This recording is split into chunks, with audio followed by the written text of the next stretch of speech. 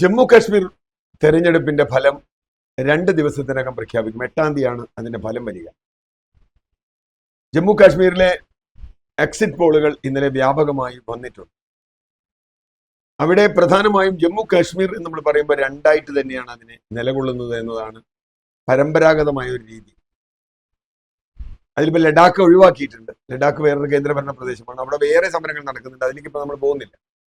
ലഡാക്കിൽ അവിടുത്തെ MP വളരെ ശക്തമായി അവിടുത്തെ പാരിസ്ഥിതികമായ വിഷയങ്ങൾ അടക്കം ഉന്നയിച്ചുകൊണ്ട് നടത്തിയ ഒരു യാത്ര ഡൽഹിയിൽ മഹാത്മാഗാന്ധിയുടെ രാജ്ഘട്ട് സന്ദർശിക്കുന്നതിന് പോലും മോഡി സർക്കാർ എതിർത്തു. പിന്നെ വലിയ ചർച്ചയായി, തർക്കമായി. അദ്ദേഹത്തെ കാണാൻ ഡൽഹി മുഖ്യമന്ത്രി അനുവദിച്ചില്ല. അങ്ങനെയുള്ള പ്രശ്നങ്ങളൊക്കെ ഉണ്ട്. അത് നമുക്ക് വേറൊരു വീഡിയോയിൽ ചർച്ച ചെയ്യാം.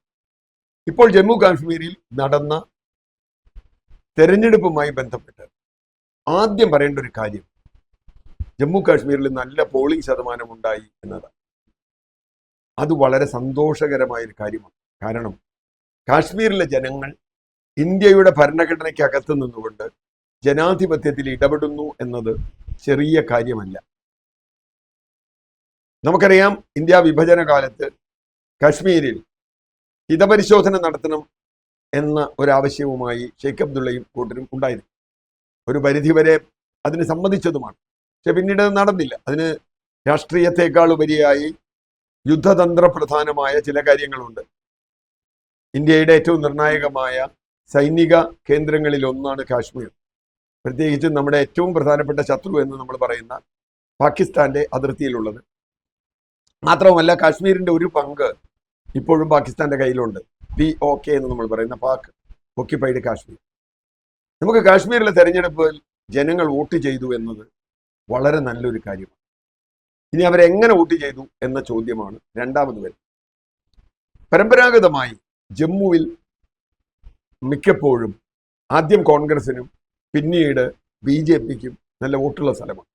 കാരണം അവരുടെ ജനങ്ങളുടെ ആ മതപരമായ വിഭജനം അതിലേതാണ്ട് കൃത്യമാണ്. കോൺഗ്രസിന് അവിടുത്തെ ഹിന്ദു വോട്ടുകളിൽ ഉണ്ടായിരുന്ന സ്വാധീനം നഷ്ടപ്പെടുകയും ആ സ്വാധീനം BJP എടുക്കുകയും ചെയ്തതിന്റെ ഫലമായി ജമ്മു BJPക്ക് ശക്തമായ ഒരു കേന്ദ്രമായി വരുന്നുണ്ട്. പക്ഷേ കാശ്മീർ താഴ്വരയിൽ ചെന്നാൽ BJPയുടെ ഒരു സ്ഥാനാർത്ഥി പോലും താമര ചിഹ്നത്തിൽ അവിടെ മത്സരിച്ചിട്ടില്ല എന്നത് രസകരമായൊരു കാര്യമാണ്. ഇന്ത്യ ഭരിക്കുന്ന രാഷ്ട്രീയ കക്ഷിക്ക് കാശ്മീരിൽ സ്വന്തം ചിഹ്നത്തിൽ ഒരു സ്ഥാനാർത്ഥിയെ നിർത്താൻ കഴിഞ്ഞിട്ടില്ല. പക്ഷെ കാശ്മീരിലുണ്ടായ ഒരു പ്രശ്നം, അവിടെ നാഷണൽ കോൺഫറൻസും ഇപ്പൊ ഉമർ അബ്ദുള്ളയുടെ, ഷെയ്ഖ് അബ്ദുള്ളയുടെ മകൻ, ഫറൂഖ് അബ്ദുള്ളയുടെ മകൻ, അങ്ങനെയായിട്ട് നാഷണൽ കോൺഫറൻസും കോൺഗ്രസും ഒന്നിച്ചാണ്, അതുപോലെ CPM അടക്കമുള്ള കക്ഷികൾ ഇന്ത്യ മുന്നണി എന്ന രൂപത്തിൽ തന്നെയാണ് അവിടെ മത്സരിച്ചത്. അവിടെ അവർക്കുള്ള ഏക എതിരാളി പഴയ മുഫ്തി മുഹമ്മദ് സെയ്ദിന്റെ മകൾ നയിക്കുന്ന PDP ആണ്. നമ്മുടെ PDP അല്ലാണ്ട്.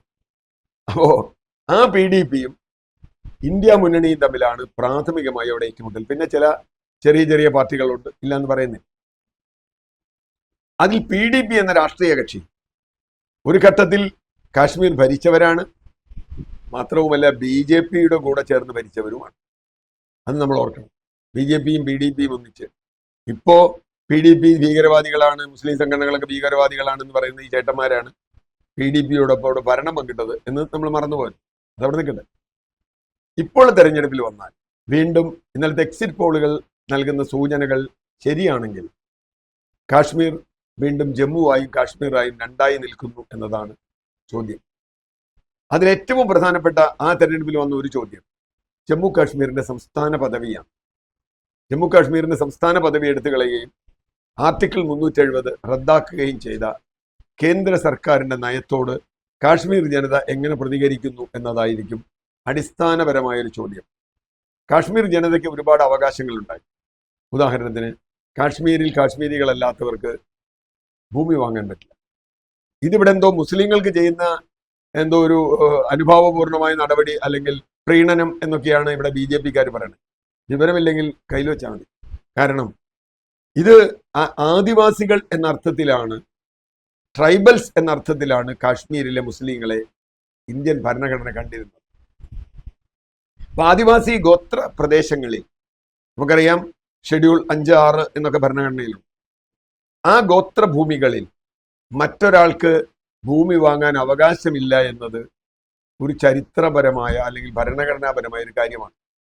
അതിപ്പോൾ നമുക്കറിയാം, നോർത്ത് ഈസ്റ്റില് ഒരു സ്ഥലത്ത് പോയിട്ട് നമുക്ക് ഭൂമി വാങ്ങാൻ പറ്റില്ല. ഇവിടെ തന്നെ നമുക്കറിയാം, കേരളത്തിൽ തന്നെ ആദിവാസി ഭൂമി കൈമാറ്റം ചെയ്യപ്പെടാൻ പാടില്ല എന്ന് സുപ്രീം കോടതി വിധിയുണ്ട്. മാത്രവുമല്ല 1975 നിയമവും. ആദിവാസി ഭൂമി തട്ടിപ്പിൽ ഞാൻ കൈവശം വെച്ചാൽ അത് തിരിച്ചു കൊടുക്കണം. അതിനാണല്ലോ CK ജാനുവിനെ പോലുള്ള ഒരു സമരം ചെയ്തത്.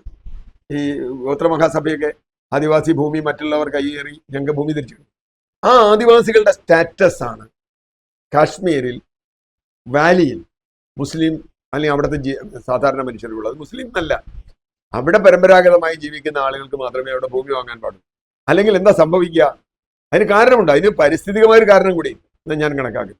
കാരണം ലോകത്തിലെ സ്വർഗതുല്യമായൊരു ഭൂമിയാണ് കാശ്മീർ എന്നാണ് നമ്മൾ പറയുന്നത്. വലിയ തോതിൽ വിദേശികൾ വരുന്നു. അവിടുത്തെ തടാകങ്ങൾ, പൂക്കൾ, അവിടുത്തെ മഞ്ഞുകാലവും വസന്തകാലവും ഒക്കെ പ്രത്യേകമായി കാണാനായിട്ട് ആളുകൾ ദൂരെ നിന്ന് വരുന്നുണ്ട്. നമ്മളൊക്കെ പോയിട്ടുണ്ട്, ഷാലിമാറും അതുപോലെയുള്ള സ്ഥലങ്ങളും. അപ്പോൾ ആ സ്ഥലങ്ങളിലേക്ക് അവിടെ വേറെ ആളുകൾ വന്ന് ഭൂമി വാങ്ങി നമ്മുടെ മൂന്നാറിലെ പോലെ റിസോർട്ടൊക്കെ പണിതാൽ അവിടെ വലിയ ദുരന്തമുണ്ടാവും. അത് അതിൻ്റെ പാരിസ്ഥിതികമായ ഘടനയെ നശിപ്പിക്കും. കാശ്മീരിലെ തടാകങ്ങളിൽ വലിയ തോതിലുള്ള പ്രശ്നങ്ങൾ ഉണ്ടാവും. അവിടുത്തെ ജനങ്ങളുടെ ജീവനോപാധി ഇല്ലാതാവും. വലിയ വരുമാനമില്ലാത്ത ആളുകളാണ് കാശ്മീരിൽ. ഈ ടൂറിസവും അതുമായി ബന്ധപ്പെട്ട ചെറിയ ചില പണികളും, സിൽക്ക്, അവരുടെ കാശ്മീർ സിൽക്ക് ഒക്കെയാണ് അവരുടെ പണി. അപ്പൊ അതുകൊണ്ട് അവരുടെ ജീവിതത്തെ സംരക്ഷിക്കുന്നതിന് ആദിവാസികളെ സംരക്ഷിക്കുന്നത് പോലെ കാശ്മീരി ജനതയെ സംരക്ഷിക്കാനാണ് അവിടെ നിയന്ത്രണങ്ങൾ ഉണ്ടായത്. BJPക്കാർ അവർക്കിതൊന്നും അറിയാത്തത് കൊണ്ടാണോ അതോ വേറെ രീതിയിൽ വ്യാഖ്യാനിക്കുന്നതുകൊണ്ടാണെന്ന് അറിയില്ല, കാശ്മീരി പണ്ഡിറ്റുകളെ ദ്രോഹിച്ചു എന്ന സ്ഥിരം പല്ലവി ഉപയോഗിച്ചുകൊണ്ട് അവര് ഇവരെ ഒറ്റപ്പെടുത്തുകയാണ് ചെയ്തത്. അതുകൊണ്ടാണ് 370 ഇല്ലാതാകുമ്പോൾ അവരുടെ ഈ ഭൂമിയിലുള്ള പ്രത്യേകമായ അവകാശം ഇല്ലാതാവും. ഷെഡ്യൂൾ 5 ഷെഡ്യൂൾ 6 ഇല്ലാതാക്കാൻ പരിശ്രമിക്കുമോ എനിക്കറിയില്ല. ഷെഡ്യൂൾ 5 ഷെഡ്യൂൾ 6 ഇല്ലാതാക്കിയാൽ എല്ലാ ആദിവാസികൾക്കും അത് പോകും. ഞാനിത് വിസ്തരിച്ച് പറയാൻ കാരണം ഇതിനെ ഒരു വർഗീയ പ്രശ്നമാക്കിയാണ് പലപ്പോഴും എല്ലാ വിഷയത്തിലും എന്ന പോലെ BJP അവതരിപ്പിച്ചത്. അതിനോടുള്ള കാശ്മീരി ജനതയുടെ പ്രതികരണം നമുക്കിതിലറിയാം. ഇപ്പൊ PDP വലിയൊരു ശക്തിയായിരുന്നെങ്കിലും എക്സിറ്റ് പോളുകൾ ശരിയാണെങ്കിൽ PDP വല്ലാതെ പുറകോട്ട് പോയിട്ടുണ്ട് എന്നാണ് നമ്മൾ മനസ്സിലാക്കുന്നത്. PDP വല്ലാതെ പുറകോട്ട് പോയാൽ കോൺഗ്രസും നാഷണൽ കോൺഫറൻസും ഒന്നിച്ചുള്ള കക്ഷിക്ക് അവിടെ നല്ല നേട്ടമാണ് അതുണ്ടാകുക, ഇന്ത്യ മുന്നണിക്ക്. അങ്ങനെ വരുമ്പോൾ 90 സീറ്റുള്ള അവിടുത്തെ നിയമസഭയിൽ, ആ നിയമസഭ ഇപ്പോൾ വീണ്ടും എന്തായാലും തെരഞ്ഞെടുപ്പിന്റെ അവസാന ഘട്ടത്തിലെങ്കിലും മോഡിക്ക് പറയേണ്ടി വന്നു വീണ്ടും സംസ്ഥാന പദവി കൊടുക്കാൻ പോകാൻ. കാരണം അല്ലെങ്കിൽ പിടിച്ചേക്കാൻ പറ്റില്ല. അങ്ങനെ ജമ്മുവിൽ പോലും തിരിച്ചടി ഉണ്ടാവും. ഇപ്പോൾ ഇപ്പോഴത്തെ കണക്കനുസരിച്ചാണെങ്കിൽ ജമ്മുവിൽ ഒരു 10-25 സീറ്റ് BJPക്ക് കിട്ടും, ഇല്ലാന്ന് പറയുന്നില്ല. പക്ഷേ 40-ലേറെ സീറ്റുകൾ എന്തായാലും ഇന്ത്യ മുന്നണിക്ക് അവിടെ കിട്ടുമെന്നും പിന്നെയും ചില സ്വതന്ത്രന്മാരും ഒരുപക്ഷെ PDP തന്നെ പിന്തുണച്ച് അവിടെ ഒരു മന്ത്രിസഭ ഇന്ത്യ മുന്നണി ഉണ്ടാക്കും എന്ന് തന്നെയാണ് നമുക്ക് മനസ്സിലാക്കുന്നത്. ഇത് മോഡിയെ സംബന്ധിച്ചിടത്തോളം BJPയെ സംബന്ധിച്ചിടത്തോളം വലിയ തിരിച്ചടിയാണ്. നമ്മൾ നോക്കൂ, കഴിഞ്ഞ കുറേ നിയമസഭാ തെരഞ്ഞെടുപ്പുകളിൽ ഒന്നും തന്നെ BJPക്ക് മുന്നേറാൻ കഴിഞ്ഞിട്ടില്ല. ലോക്സഭാ തെരഞ്ഞെടുപ്പ് തൊട്ട് മുമ്പും ഇപ്പം അതിന് ശേഷവും ഉണ്ടായ നിയമസഭാ തെരഞ്ഞെടുപ്പുകളിൽ വലിയ തിരിച്ചടിയാണ് ഉണ്ടാകുന്നത്. കാശ്മീരിലെ തിരിച്ചടി കേവലം ഒരു സംസ്ഥാനത്തെ തിരിച്ചടി മാത്രമല്ല, നയപരമായൊരു തിരിച്ചടി കൂടിയാണ് BJP. നയപരം ഇതിൽ നിന്ന് മറികടക്കാൻ അവർ ചില പല സൂത്രപ്പണികളും ചെയ്തു. സ്വാഭാവികമായി അവർ ചെയ്യുന്നത് മറ്റെന്താ പറയുക, തലമുറകളായി അധികാരം കൈകാര്യം ചെയ്യുന്ന കുടുംബ രാഷ്ട്രീയം എന്നൊക്കെ പറഞ്ഞു. അതൊന്നും കാശ്മീരിൽ ഏൽക്കാൻ പോകുന്നില്ല, അതവിടെ നിൽക്കട്ടെ.